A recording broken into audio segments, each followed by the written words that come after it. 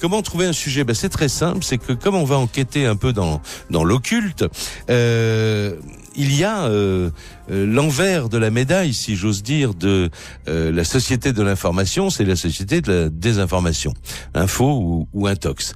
Et énormément de gens croient, dur comme fer, qu'un groupe qui a existé réellement, on va beaucoup en parler avec mes invités dans un instant, les Illuminati, continue depuis maintenant un peu plus de 3 siècles à recruter des élites dans les grandes écoles, dans les grandes familles politiques, pour maintenir leur pouvoir sur les simples citoyens que nous sommes.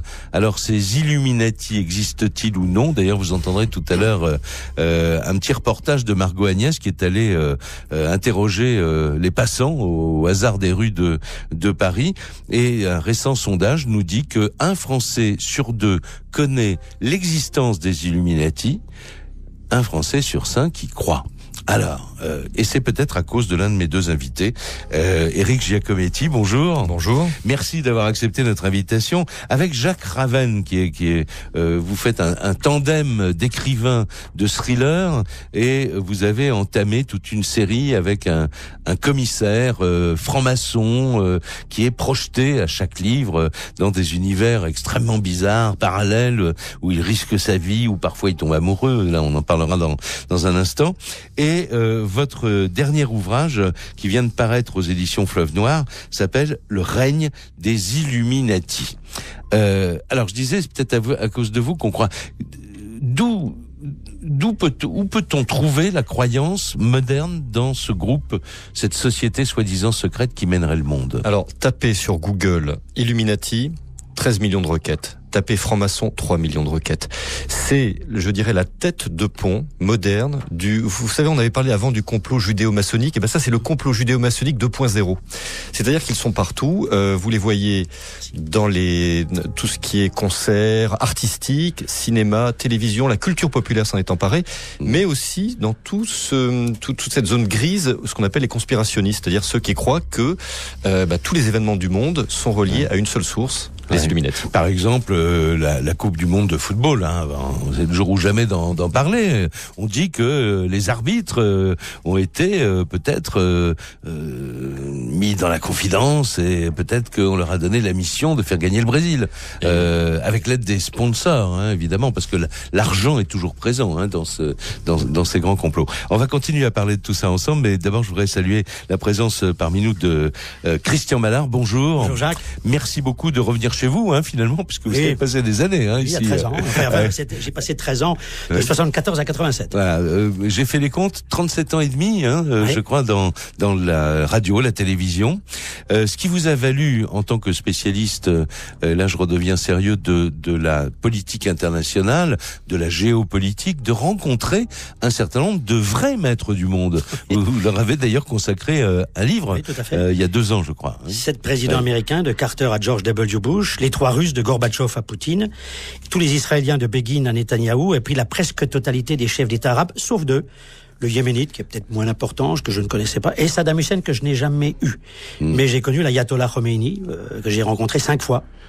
Et les chefs d'État, tous ces chefs d'État du Moyen-Orient, que je suis de près aujourd'hui, avec grand désespoir quand je vois l'évolution de la situation. Et à propos de l'ayatollah Khomeini, vous révéliez d'ailleurs que lors de son retour, il était rentré en avion en Iran, alors, avec beaucoup de journalistes à bord. C'est Shapour Bakhtiar, qui était le dernier premier ministre du Shah, qui 4 jours avant sa fuite avait invité 3 d'entre nous.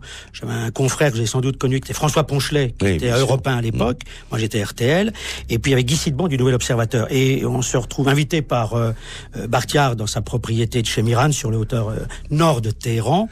Et c'était 4 jours avant sa fuite en France. Mais ça, il nous l'a pas dit. Mais en même temps, il nous dit, messieurs, je salue les survivants. Alors, on le regarde et on lui dit, je comprends pas, monsieur le Premier ministre. Parce qu'il m'a dit bien, il avait une épouse de Briochine, Saint-Brieuc, il parlait très bien le français. Il me dit, mais pourquoi vous nous dites des survivants? Et je l'entends encore avec sa petite moustache à la Yves Robert, parce qu'il ressemblait beaucoup à Yves Robert. Il dit, messieurs, vous étiez dans l'avion de ce grigou de Khomeini, de ce voyou. Eh bien, vous avez servi de bouclier à Khomeini, parce que vous n'auriez pas été là, les 150 journalistes du monde entier, les Israéliens aurait abattu l'avion. Ah voilà, d'accord. Oui. Et là, on n'est pas dans la théorie du complot. Hein. Là, on est quand même dans une information. Je crois qu'il y avait des raisons de descendre l'avion. Ouais. Un mot encore, Éric Giacometti, parce que dans un instant, on va faire une pause. Après la pause, on va rentrer un peu dans ce livre quand même pour qu'on comprenne l'univers et les le cadre de l'enquête de votre commissaire. Mais avant. Puisque Christian Mallard parle de ces grands maîtres du monde, un certain nombre d'entre eux, et notamment pas des moindres et américains, ont fait partie ou font encore partie de sociétés secrètes. Oui, alors depuis la naissance... C'est pas de l'intox, là. Non, depuis la naissance des États-Unis, vous trouvez des sociétés secrètes tout au long de l'histoire des États-Unis. Les pères de l'indépendance des États-Unis, une bonne partie étaient francs-maçons. Le drapeau des États-Unis, vous savez, avec les bandes rouges et blanches, à la base, c'était l'emblème des 9 colonies, d'abord des 13 colonies, ensuite des 9 colonies qui voulaient l'indépendance, mais c'était l'emblème d'une société secrète patriote qui s'appelait les Fils de la Liberté, dirigée par John Hancock, et c'est eux, par exemple, qui, on le sait maintenant, ont provoqué le Boston Tea Party, qui était le coup d'envoi de la guerre d'indépendance, et c'était une société secrète maçonnique.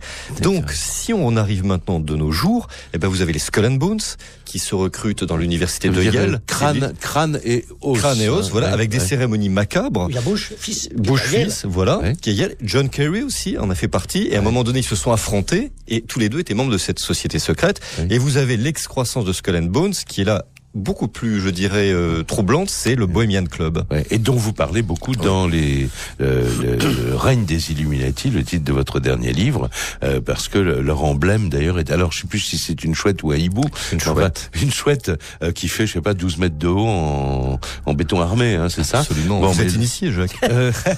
Non, mais j'ai j'ai fréquenté beaucoup Internet pour préparer cette émission. Non, n'empêche que cette société-là, elle existe, et tous ces hommes de pouvoir, il y a peu de femmes, hein, on y reviendra. Interdit aux femmes. Oui, sauf ça commence. On pourra parler avec Eric tout à l'heure. Condoleezza Rice. Je ne sais pas. Révélation sur Condoleezza. Non, mais ce que je voulais dire simplement, c'est que ces hommes de pouvoir qui font partie, la presse le sait, a enquêté pour ça, de ces sociétés secrètes, quand on les interroge là-dessus, disent c'est secret, je ne peux pas vous en dire plus. Bush l'a dit, John Kerry l'a dit, et un certain nombre d'autres dont nous allons parler dans un petit instant. Éric Giacometti, c'est à cause de vous d'ailleurs qu'on a monté cette émission, quand on a eu en main le livre que vous venez de publier avec Jacques Ravenne, qui lui d'ailleurs est maître franc-maçon, hein, je l'ai pas dit tout à l'heure. Oui. Au Grand Orient, vous n'êtes pas franc-maçon. Non, je suis plongé dans les ténèbres, lui l'être de lumière. Voilà, et il a décidé de le dire, c'est rare quand même. Voilà. Alors ça explique aussi un peu l'ambiance, tout ce qui se passe dans cette série de thrillers, avec un personnage qu'on retrouve de livre en livre qui s'appelle le commissaire Antoine Marcas, et évidemment le règne des Illuminati, donc le dernier qui vient de paraître chez Fleuve Noir, c'est une enquête d'Antoine Marcas qu'on a un peu perdu de vue. Il était en Afrique. Bon, il est revenu et il va être évidemment plongé dans une affaire abracadabrantesque. Un livre qui commence par un événement terrible qui fait penser à l'assassinat de Martin Luther King. Un prêtre qui est fondateur d'une ONG mondialement connue va être abattu par un sniper dans une salle de spectacle devant les caméras du monde entier. Oui, l'abbé Emmanuel, qui serait un peu un croisement, un hybride entre l'abbé Pierre et sœur Emmanuel, et qui est abattu, je dirais, en mondovision et en haute définition. Et pour ça, on s'est inspiré de ce qui est arrivé avec Kennedy, où pour la première fois, on a eu des images, pas en direct, mais qu'on a eu après avec avec un film qui avait été tourné, où on voit vraiment ce que peut représenter un assassinat d'un homme puissant, d'un chef d'État. Et là, on passe au stade du mythe. Vous savez, ce n'est pas un fait divers classique. Quand un chef d'État est assassiné, ça provoque en nous beaucoup de choses. C'est quasiment le statut d'un demi-dieu qui s'effondre. Ça a été Kennedy, et pour nous, on a pris cet abbé Emmanuel. Oui. Et alors, Marcas va être amené à mener l'enquête, notamment sur cet événement-là, et ça va l'entraîner sur la piste de cette société secrète. Oui, les Illuminati. Alors, ce qu'il faut savoir, c'est que les Illuminati ont vraiment existé. Ça a été la première société secrète subversive ésotérique de toute l'histoire européenne. Ils ont été créés au XVIIIe siècle en Bavière par un certain Adam Weishaupt, qui était un professeur de droit canonique, et qui, pendant 8 ans, a infiltré tous les cercles de pouvoir de la Bavière. Objectif, renverser l'aristocratie et l'Église. c'était quelques années avant la Révolution française. Il a été démasqué, tout le monde il y a eu des arrestations, c'était un scandale inouï en Europe à l'époque, et vous aviez des gens comme Goethe qui faisaient partie de cette société secrète. Bref, les Illuminati de Bavière sont décapités, mais la légende noire des Illuminati a continué et a été propagée en disant, et si ces Illuminati avaient réellement continué leur œuvre de subversion et d'années, de décennies et de siècle en siècle, ne détenaient pas le pouvoir dans le monde. Oui, mais avant les siècles en siècle, et s'ils n'avaient pas provoqué la Révolution française, et en particulier un épisode particulièrement terrible, la Terreur. Oui, alors ça a été qu'on retrouve dans votre livre aussi, parce qu'on se balade d'époque en époque. Hein. Ça a été, on n'a rien inventé, c'était propagé par l'abbé Baruel, qui a écrit le premier best-seller conspirationniste, en 1797, la Révolution française était le fruit de 3 complots. Les philosophes, Voltaire, Diderot, etc., les francs-maçons, qui à l'époque, n'oublions pas, était quand même une organisation qui avait un peu de pouvoir, et ces fameux Illuminati de Bavière. C'est l'abbé Baruel qui a donné naissance au fameux complot maçonnique, récupéré par l'Église catholique, bien heureuse d'avoir un bouc émissaire pour la Révolution. Mais c'est aussi une thèse qui a été propagée par les francs-maçons eux-mêmes. Mais alors, on aurait dû oublier tout ça, et en fait, en lisant votre livre, on s'aperçoit que le retour des Illuminati, c'est l'assassinat de Kennedy, finalement.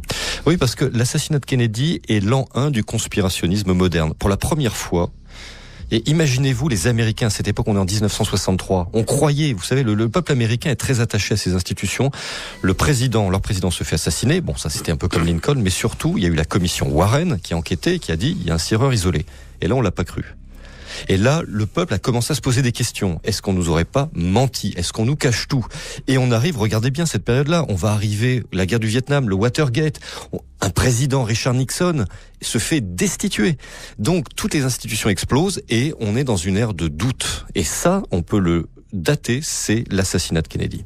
Alors, on va faire une pause. Christian Mallard, aux États-Unis que vous connaissez bien, et près des cercles de pouvoir que vous connaissez aussi très bien, il y a beaucoup, sinon de sociétés secrètes, mais beaucoup de sociétés de lobbying discrètes, on va dire. Oui, discrètes. En même temps, elles sont bien là. On commence à les connaître, en effet, depuis un certain temps. Mais je pense en particulier à ceux qui ont été des présidents de l'administration républicaine. Ronald Reagan, par exemple, qui était un monsieur très sympathique, facile d'abord, et qui en même temps était très encadré parce que c'était pas un monsieur qui avait une grande connaissance des affaires du monde. Et j'en veux pour preuve ce que me racontait un de mes interlocuteurs, qui est devenu un ami, et qui est Colin Powell.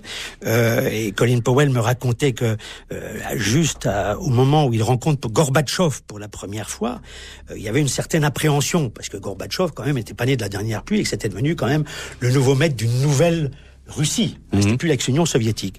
Et c'était en 87 à Washington, et le premier tête-à-tête se passe très très très mal. Et Reagan a perdu position au milieu des discussions avec Gorbatchev, et d'un seul coup les Américains s'inquiètent parce qu'ils voient que Gorbatchev s'est dit qu'est-ce que c'est que ce type qui est à la Maison Blanche qui n'y connaît rien. Et Powell me raconte que à un moment donné, pour le deuxième tête-à-tête qui avait lieu le lendemain, il fallait complètement transformer, conditionner Ronald Reagan, le reprendre en main. Et Powell me dit à un moment donné, dans l'entretien que j'ai fait, un portrait de lui, me dit, mais vous savez, ça a été très simple. Tout de suite, on a pensé qu'il fallait l'influencer, le changer. Reagan était un acteur de cinéma. Donc lui, il est habitué au scénario. Donc il fallait lui faire un scénario et le faire jouer. Ouais. Et ils ont fait jouer Reagan le lendemain, qui est redevenu acteur un peu politique, avec toute une trame qui était bien préparée. Et là, Gorbatchev était un peu désemparé, il ne reconnaissait plus le même Reagan, qui avait été, alors, avec les militaires qui étaient derrière lui, tout le complexe militaro-industriel qui existait déjà aux États-Unis était derrière Reagan. Il lui avait fait sa feuille de route. Il lui avait fait ça, exactement, voilà, Jacques, c'est exactement ça, avec Powell qui disait, on lui a refait sa feuille de route, il avait son scénario à jouer, et il l'a joué remarquablement, et c'est là que Gorbatchev n'y comprenait plus rien par rapport au tête-à-tête de la veille. Et maintenant, je disais les Républicains tout à l'heure, on va y revenir, je pense, avec Eric. Bush père, Bush fils, c'était le lobby pétrolier. Vous savez que déjà quand Bush père était président, il était à la tête d'une compagnie pétrolière à Houston, c'était la Zapata Offshore Petroleum. Et dans la famille, ils ont toujours gravité au milieu des pétroliers. Dont une partie de leur fortune. Et tout ce qui était autour de Bush, toute l'agrégat qu'il y avait autour de Bush, Dick Cheney, vice-président, Condoleezza Rice, qui a été secrétaire d'État, qui a été aussi au National Security Council à la Maison-Blanche. Et que vous avez rencontré. Et Rumsfeld, tout ça. Tous ces gens-là faisaient partie d'un grand lobby pétrolier qu'on appelle Halliburton. Et pourquoi il y a eu ces histoires de guerre avec l'Arabie Saoudite et tout? Il y a quand même une anecdote un point qu'il faut expliquer. Quand il y a l'attentat du World Trade Center, qu'est-ce qui se passe? Bush, avec ses conseillers, ou plutôt les conseillers qui encadraient Monsieur Bush, disent, là, on a la preuve qu'il y a 15 kamikazes qui étaient d'origine saoudienne. Et naturellement, notre partenaire privilégié dans le domaine pétrolier, c'est l'Arabie Saoudite. Donc on a un problème. On ne peut pas rompre les relations avec l'Arabie Saoudite, mais en même temps, on ne peut plus garder les œufs dans le même panier. Donc il faut trouver un autre point d'ancrage, pays pétrolier dans le droit. Qu'est-ce qu'on décide? On décide qu'on garde naturellement les relations, mais avec plus de méfiance avec l'Arabie Saoudite, et on cherche tous les moyens pour aller attaquer l'Irak. On attaque l'Irak, première guerre du Golfe. George Bush ne va pas jusqu'au bout. Quand je dis George Bush perd, parce qu'il laisse Saddam Hussein en place à Bagdad, au pouvoir. Mais deuxième guerre du Golfe. Là, Bush dit, il faut maintenant aller jusqu'au bout, il faut trouver un point d'ancrage, il faut trouver un prétexte pour aller prendre pied en Irak, cette fois-ci. Le pays a été affaibli depuis la première guerre du Golfe, donc maintenant, allons-y. Qu'est-ce qu'on dit? Ah, Saddam Hussein a des armes de destruction massive. Ah, Saddam Hussein a des liens avec Al-Qaïda. Et tout ça était faux. Et celui qui m'a dit ça... On l'a dit devant l'ONU. L'a dit devant l'ONU. Qui avait-on envoyé à l'ONU au casse-pipe, permettez-moi l'expression? C'est Colin Powell, qui est un monsieur pour lequel j'ai le plus grand respect. C'est un militaire qui a toujours été droit dans ses bottes. Et moi, Colin Powell, il l'a dit à NBC, il nous l'avait dit quand on a fait son portrait. Et Richard Armitage, qui était son numéro 2, m'a dit, l'on aura jusque-là, au coup, jusqu'à la fin de ses jours, il ne digérera pas ça, parce que... Il savait qu'il mentait ou pas? La CIA... Powell me dit, c'est la CIA qui m'a donné, il dit bien la CIA qui m'a donné des documents faux pour qu'on justifie notre intervention en Irak. Et ça, son intervention remonte en février 2003, lors du fameux discours côté France, qui a été applaudi à l'époque par Dominique de Villepin. Alors, on dit, Eric Giacometti, évidemment, que les services secrets, tous les cercles de pouvoir sont, investis par ces Illuminati. Alors, en fait... Là, on a envie de dire, mais bon sang, mais c'est bien sûr. Voilà, c'est ça, bon sang, mais c'est bien sûr. Mais quand Christian parle d'Ali Burton, mais je vais vous parler, moi, du fameux Bohemian Club. Ah oui, s'il vous plaît. Oui. Un club ultra sélect qui réunit l'élite républicaine, politique, économique et militaire. Ça existe depuis 1872. Imaginez un concentré de pouvoir explosif. Mais comment on les choisit, les ils se cooptent entre eux. Ils se cooptent entre eux. Vous en avez 2000 interdits aux femmes. Ouais. Et alors, on a toute la fine fleur d'Ali Burton. 21 ans d'attente en ce moment pour être... Oui, voilà, entre 21 et 25 ans. Mais ce qui est imaginez, c'est pas qu'un think tank. Et c'est là où il faut quand même, c'est troublant. Ils se réunissent chaque année au nord de San Francisco à Monterio. Imaginez une chouette de 12 mètres de haut. Et ça commence, la cérémonie, on enflamme. C'est l'emblème C'est l'emblème du Bohemian Club, la chouette. Emblème des Illuminati. Ouais. C'est pour ça aussi qu'il y a ces genres de choses. Attendez, c'est vous qui dites que la chouette c'est les Illuminati. Oui, ça on en a la preuve. On en a la preuve, c'est l'emblème c'est historique, c'était l'emblème des Illuminati. Je vous fais préciser, oui. Le Bohemian Club, imaginez la cérémonie, on brûle un cadavre. Alors, un simulacre de cadavre. On dit que c'est un corps d'enfant. Non, ça a été exagéré. Mais en revanche, vous imaginez Ronald Reagan, les Bush père et fils, J. Edgar Hoover, créateur du FBI. Ces gens se lèvent et applaudissent devant une chouette géante de 12 mètres de haut. Vous imaginerez François Hollande qui fait ça ici. Et il y a une barque qui arrive avec dessus un cercueil. Avec un homme qui est déguisé en squelette et qui amène ce faux squelette. Le problème, c'est que vous pourriez dire c'est quelque chose de folklorique. Pas forcément, parce que le lendemain, on passe aux choses sérieuses. Et c'est là, avec notre thriller, avec Antoine Marcas, qu'il découvre, c'est qu'on parle de prolifération d'armement économique, de finances internationales. Par exemple, on a parlé de l'invasion de l'Irak 1 an avant l'invasion de l'Irak au Bohemian Club. Vous parliez de Ronald Reagan. Mais on a la photo, vous pouvez aller sur Internet, où on voit Ronald Reagan et le futur président Nixon. Ils sont là 1 an avant l'investiture de Richard Nixon. Et c'est là où ça a été décidé. Donc, dans ce Bohemian Club, qui est quand même, on voit, c'est un lieu d'influence avec des connotations ésotériques. Et c'est ça qui est le plus troublant. Mais il ne faut pas tomber dans le délire conspirationniste non plus. Voilà, bien sûr.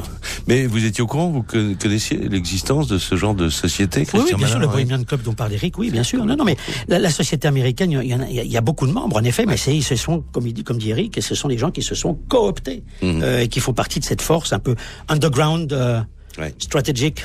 Alors, on va faire une pause. Eric Giacometti, c'est le dernier Giacometti Ravenne, comme on dit, on donne même plus les prénoms maintenant, viennent de publier Le règne des Illuminati, avec ce triangle au centre duquel se trouve un œil. Là encore, ça rappelle quelque chose qu'on voit sur les billets $1 américain. Alors, ce n'est pas le symbole des Illuminati, c'est d'abord un symbole chrétien qu'on retrouve dans les églises à partir du XIIIe, XIVe siècle, qui a été récupéré ensuite par les francs-maçons.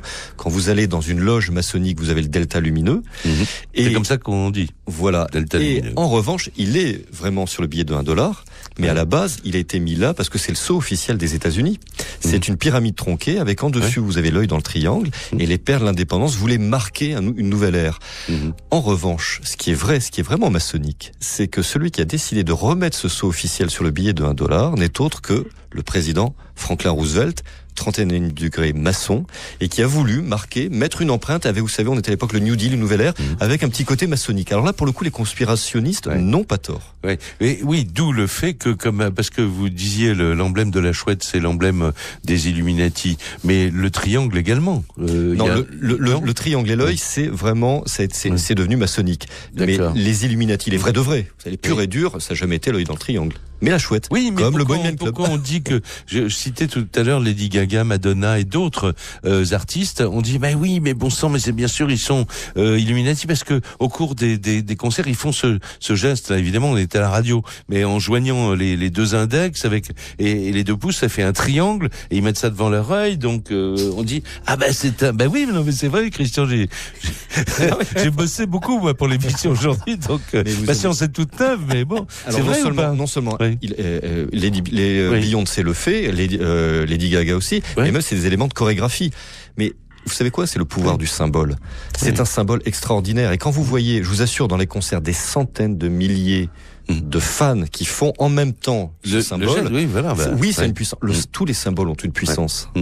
Alors, je parlais de ce monde du spectacle parce que votre commissaire va tomber amoureux, on peut le dire. Oui, d'une chanteuse qui ressemble à rare, Beyoncé. ça s'est jamais produit dans ces aventures. Non, jamais là, sincèrement, c'est le choc des cultures.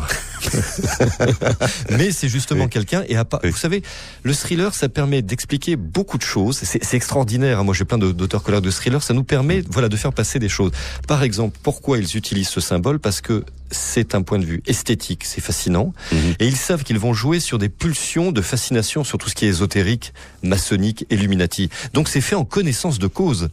Là vraiment, pour le coup, les directeurs artistiques ont joué le jeu à fond, Illuminati.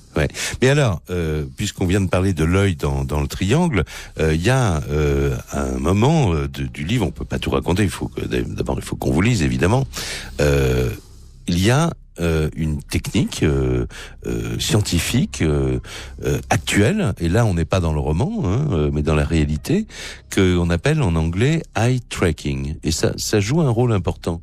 L'eye tracking, c'est une technologie qui est en train de révolutionner complètement l'utilisation d'Internet et des smartphones et des tablettes. En gros, je vous explique, c'est un faisceau infrarouge qu'on va balancer dans votre pupille à votre insu, et on va mesurer la dilatation de votre pupille. On va pouvoir voir quelle émotion va imprégner votre cerveau. Par exemple, si je vous balance un faisceau, je vais savoir si vous êtes en colère, si vous êtes joyeux. Mais vous faites ça au moment où je vois quelque chose. Voilà. Une scène, une photo, un paquet de biscuits. Cette technologie, on est en train de l'implanter sur les nouveaux smartphones. On va l'implanter dans les tablettes. Ça y est, c'est déjà en phase industrielle. Et là, ce n'est même plus du flicage tel qu'on le connaît habituellement. On rentre carrément. Alors là, dans l'histoire de l'humanité, on n'a jamais été aussi loin. Parce que par exemple, vous regardez votre smartphone, au même moment, cette information va être transmise quelque part à Los Angeles, quelque part à San Francisco, et dans une banque de données, on va savoir que Jacques Pradel, en ce moment précis, est en train de sombrer dans un délire Illuminati total. Je le vois à votre regard. Non, je plaisante. Mais vous n'étiez pas si loin de la vérité. Je regardais en fait Christian Mallard parce que j'avais une question perverse à lui poser, bien sûr. J'ai l'impression à écouter Eric Giacometti, Christian Mallard, que si après on remet tout ça dans le contexte géopolitique mondial, on se dit mais effectivement nous sommes manipulés, nous ne sommes plus libres comme nous l'avons été à d'autres périodes. Et puis c'est vrai que le progrès dans toutes les nouvelles technologies n'arrange pas les choses. Mais la question que je voulais vous poser, parmi tous ces maîtres du monde que vous avez rencontrés, il y en a un qui s'appelait Muammar Kadhafi. Est-ce qu'il n'aurait pas mérité d'être un Illuminati ?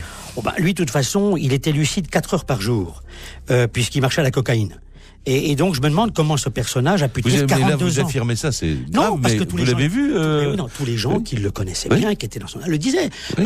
Moi, je vais vous raconter une anecdote. Vous avez connu Gilles Schneider. Oui, très bien. Quand nous étions à la 5 ensemble, un jour, nous avons booké un satellite pour faire une interview avec Kadhafi. Moi, je l'avais vu plusieurs fois à Tripoli. Là, c'était par satellite dans les studios de la 5, boulevard Pereire. Et donc, on est avec Gilles. On voit un satellite. On voit le colonel arriver, avec sa chaise qui était là, qui s'installe. Et on commence à lui dire, avec un Arabic English, accent, on lui dit, colonel, you are on the air, vous êtes à l'antenne, pour enregistrer. Et le colonel se balance dans sa chaise, il est là. Et on avait invité à sa demande l'ambassadeur de Libye, ce jour-là, qui voulait assister à l'enregistrement. On lui a dit, mais il n'y a pas de problème, nous sommes clairs, transparents. Qui était dans votre studio. Et il voit le colonel qui était là. Et on parlait, on lui disait, colonel, vous nous entendez? Tombé en arrière et tout. Et là, à la fin, on a l'ambassadeur, on a perdu le satellite d'une demi-heure. On n'a rien fait, rien enregistré. Sinon l'autre qui se balance dans son fauteuil et qui a l'air en l'air complètement. Il dit rien. Et là, l'ambassadeur vient à la fin et se confond en excuses. Il nous dit, messieurs, je suis vraiment désolé et tout. Et il parlait anglais surtout. Et à un moment donné, à la fin, il dit à Gilles Schneider et à moi-même, il dit, vous savez, bon, là je sais bien qu'on est en radio, on va faire le signe aussi. Il nous dit, vous savez, it is one of these days, c'est un de ces jours où the colonel... Voilà, on avait tout compris. On a dit, très bien, on a perdu un satellite d'une demi-heure, le colonel, et puis voilà. Le colonel marche à ça. Le colonel marche à ça. Et on s'est dit quand même qu'il est resté 42 ans au pouvoir. Eh oui. Comme quoi, pas de morale. On va se retrouver dans un petit instant, mais d'abord, on va écouter notre petit sondage de l'heure du crime. On avait lu j'allais dire le vrai sondage, Ipsos, non, je me souviens plus. Ipsos pour Fleuve Édition, oui. C'est vous qui, à l'occasion de la parution du livre, avez demandé un sondage. On a voulu avoir confirmation, voilà. Comme les journalistes faisaient pas leur job, on l'a fait. Bravo, merci, voilà, merci pour eux. Voilà. Vous ne l'avez pas fait non plus, parce que je rappelle que vous êtes quand même journaliste. Oui. Vous l'avez pas fait avant. Complot, c'est normal. D'accord. Ah, c'est ça. Alors, un Français sur 2 connaît les Illuminati, on a déjà entendu parler, ça c'est les résultats du sondage. 1 sur 5 déclare y croire. Alors, on a voulu en savoir un peu plus sur les réactions des Parisiens, et Margot Agnès est partie, au hasard, dans les rues de Paris, avec le micro de l'heure du crime. Il me semble que c'est comme une sorte de secte où il n'y a que les élites qui peuvent y rentrer. En fait, c'est comme la franc-maçonnerie, enfin, quelque chose comme ça, je pense.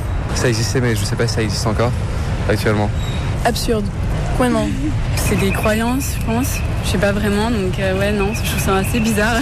Je sais que j'en ai entendu parler, mais je me suis pas trop intéressé au sujet, donc après ça peut être vrai comme ça ne peut ne pas être vrai. Après, je pense que les informations, il faut aller les chercher. Après, il doit y avoir des informations qui sont bonnes et d'autres qui sont fausses, quoi. J'y crois un peu à ça, oui. Il y a peut-être des trucs comme ça, quoi. Il y a des trucs qui sont cachés de toute façon qu'on ne sait pas. On doit savoir quoi, comme on dit, c'est la surface de l'iceberg, on voit que 5%, le reste il est sous l'eau, quoi. Oui, j'y crois. Oui, je pense aussi qu'il y a certains politiques qui sont étroitement liés avec, qui en font partie, par la franc-maçonnerie. Moi aussi, j'y crois. Après, je pense pas qu'ils soient capables qu'ils soient responsables de tous les complots qu'on essaye de leur mettre sur le dos. On ne peut pas contrôler à ce point une nation en étant si peu nombreux. En fait, je pense pas que. Je pense qu'ils ont essayé de faire des choses, d'influencer. Après. Ouais, je peux y croire. Mais après, savoir si c'est vraiment une organisation secrète déjà, moi je pense pas. Mais je pense pas qu'il y a que eux qui dirigent. Enfin après, si on rassemble toutes les organisations secrètes, ouais.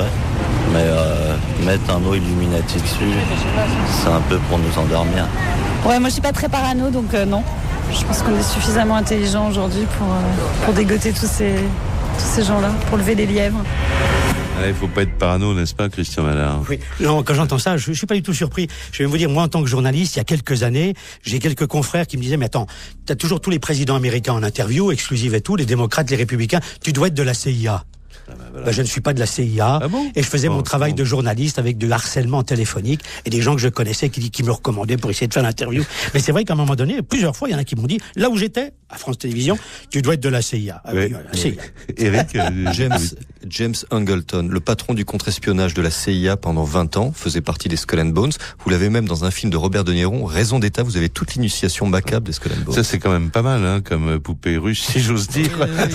C'est-à-dire, un gars qui est déjà dans dans un service secret et qui fait partie d'une organisation Mais je crois secrète. que Christian Mallard y apparaît aussi dans ce film d'ailleurs. Attendez, il y a un aventurier qui attend, qui nous attend au bout du fil. C'est Didier Van Coverland. Bonjour, mon cher Didier. Bonjour mon cher aventurier associé. Ah bah voilà, oui, on va se retrouver dans le même bateau à partir de lundi sur l'antenne d'RTL, les aventuriers de l'impossible. Dites-moi, première question Didier, est-ce que, avant de parler finalement de sujets que nous avons traités dans cette émission, parce que vous me les aviez signalés, qu'est-ce que vous pensez vous des Illuminati? Alors ils existent ou pas? Alors, évidemment que ça existe, et évidemment que ça n'a pas le pouvoir qu'ils essaient de mettre en avant, en le cachant. Vous savez, il y a toute une technique qui consiste à faire croire qu'on est très puissant et très compétent, parce qu'il y a une force secrète qui tire les ficelles. Simplement, oui, il y a des forces secrètes qui tirent les ficelles, mais elles se prennent facilement les pieds dans ces mêmes ficelles. Sinon, la politique étrangère américaine serait un tissu de succès ininterrompu, ce qui n'est pas vraiment le cas. Ouais, alors nous, quand même, on a fait plus fort que ce que disait Giacometti il y a un instant, en disant un gars de la CIA faisait partie d'une organisation secrète. La CIA, et vous l'affirmez, et on va en faire une émission bientôt que les auditeurs vont pouvoir entendre, ont employé des médiums. Oui, alors il y a eu pendant plus de 25 ans de manière officielle. Officiellement, c'est terminé, mais ça a été reconnu par le président Jimmy Carter, qui a fait un très curieux coming out après sa présidence, et sur quand il a dévoilé l'existence de cette opération Stargate, donc cet emploi de sujets très doués pour l'espionnage à distance, avec quelques réussites exceptionnelles dont on parlera dans notre émission, et quelques plantages spectaculaires aussi, parce qu'évidemment tout ça n'est pas fiable. Mais avec à la clé quand même une décoration pour le meilleur d'entre eux, si j'ose dire. Le meilleur d'entre eux, qui est devenu très connu depuis qu'il n'est plus utilisé officiellement par les services secrets, c'est Joe McMonigal, cet officier décoré de l'Ordre du Mérite, la plus haute distinction. Et la citation de cette distinction, de cette décoration militaire, c'est pour avoir réussi plus de 120 missions d'espionnage à distance.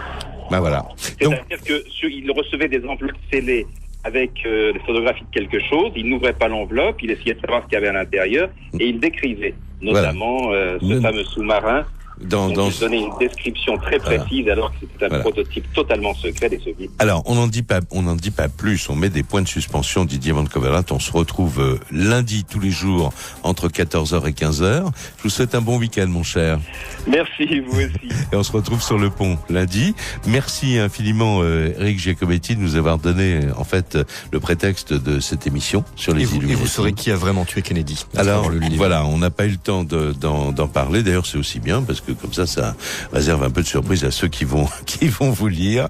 Et puis merci infiniment à Christian Mallard.